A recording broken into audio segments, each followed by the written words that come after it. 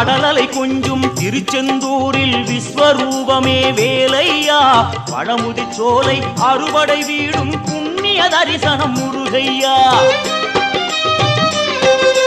திருநீர் அணிந்து வரும் போது நெஞ்சில் நிம்மதி பிறக்குது கந்தையா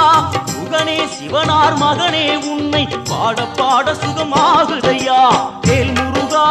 அரோகரா அரோகரா வேல் முருகா